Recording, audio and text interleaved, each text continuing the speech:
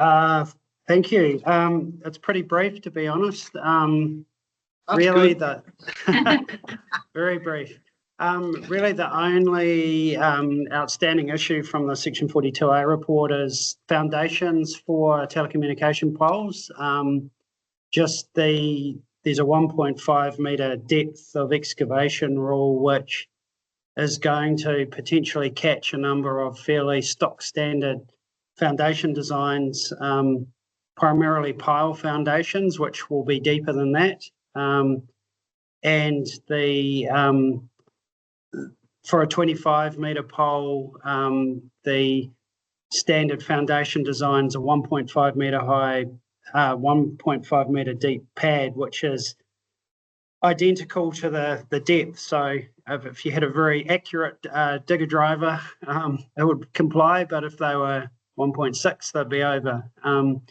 So really, the only outstanding point is seeking some relief just for these sorts of foundations to be exempt from that standard, and everything else is pretty much in order.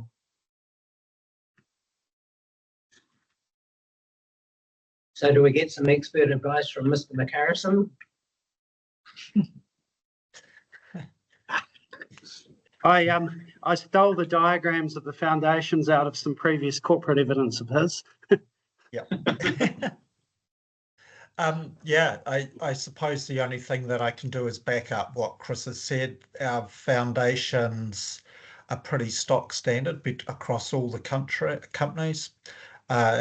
Generally, poles will have the concrete pads, and then depending on the soil conditions, then they'll be pile driven poles to whatever depth. So just going straight down, basically, as shown in the plans.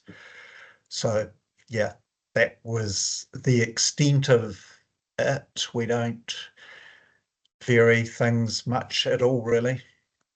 Okay, but I guess that the typical issues with large scale earthworks are either destabilising adjacent properties or having amenity or sediment issues, but these are very localised at a tower base, so I don't think those concerns really come into play in this case. Okay, now do you want the depth increased or do you just want the poles exempt?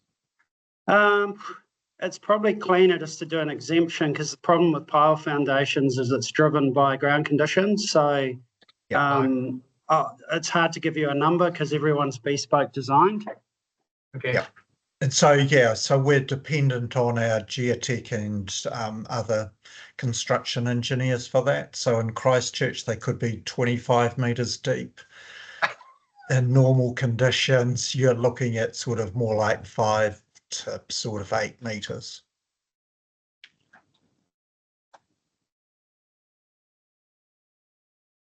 Any other questions? Maybe a question for the officers, if I may. I mean, why do we need to have controls on the depth? Why do we have to have an empirical measure? Is there any magic about 1.5 metres? The 1.5 to 3 metres is a rollover essentially from the operative district plan. I guess it's really to manage that risk of stabilisation.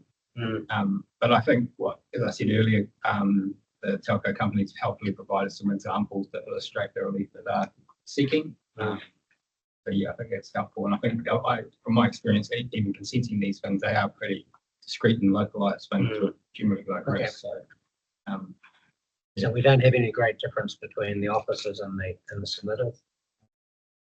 I mean, I'd be happy to recommend that that exemption is provided for in S2. All right. You heard the officers talk? Sounds good to me. Yeah. We might Everything disagree. else look good. Yeah, we might disagree, of course. But no. Oh, well, we can't control that. All right. Any questions? No. No, thank you very much. Unless you've got anything else to add, thank you for your presentation.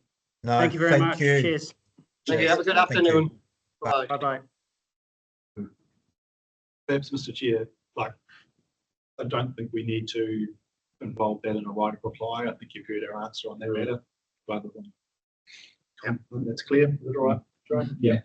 As I said, And then all you do is cover it and when he does the appendix 1 or whatever it is. I guess they still need to come along to the hearing or appear at the hearing just to be sure that they confirm where things are going. So Oh, it was helpful, like, because Oh, well, that's what we you- encourage that, like, additional information, You did. empirical information that helps officers make. You've done that on a number of occasions in these reports, so it's up to the, Yeah, kind of leaving it open for them to come, and back it up with evidence and examples to support what they're requesting. 25 minutes would be quite. it didn't really help this case. Did it? There must still be quite a bit of information. Anyway, okay, who we've got next? We've got Ursula Buckingham from Manawai Forest Management. She's online. Afternoon, everyone. Good afternoon, Ursula Buckingham.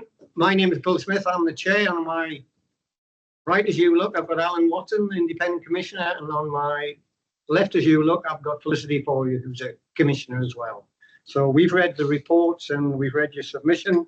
So you just go ahead and give us your evidence, please. Okay, thank you. I just really wanted to take the opportunity to, I guess I should say that I am speaking on behalf of Manawai Forest Management, Summit New Zealand and PF Olsen. Yep. And so we just wanted to take the opportunity really to remind the council that forestry is a big part of the Far North District Council.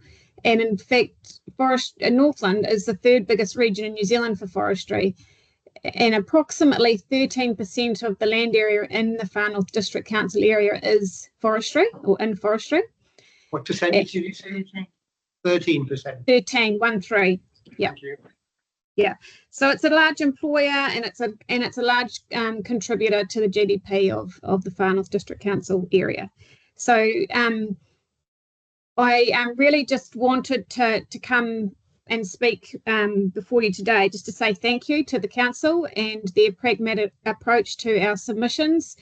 And I guess since the proposed district plan came out, we've had the National Environmental Standard for plantation forestry is now commercial forestry, and through that bit of update in that legislation, it has tidied up some of the submission points that we originally made. And so the forest industry just thanks the council for recognising that there is legislation that already regulates forestry, and that council seek to use that regulation rather than doubling up or making further rules more stringent. Anything else? That's it. Yes, ask my colleagues if they've got any questions. No, I think it's always nice to be thanked, isn't I it? think to thank the officers. You're thanking the officers, not us. We've got officers there as well. That Well, you must get pretty tired of hearing negative stuff all the time. So Thank you very much. you might be right there, Ursula. No, it's good to make those comments about the officers because they don't get too many compliments. And the administrators as well, of course. Okay, thank you very much. Thank you for your Okay. presentation. Cheers. Thank see you. Bye. Now, unfortunately, we've got a break until 3:50. Sorry So about you that. can- So I'm going to stop the recording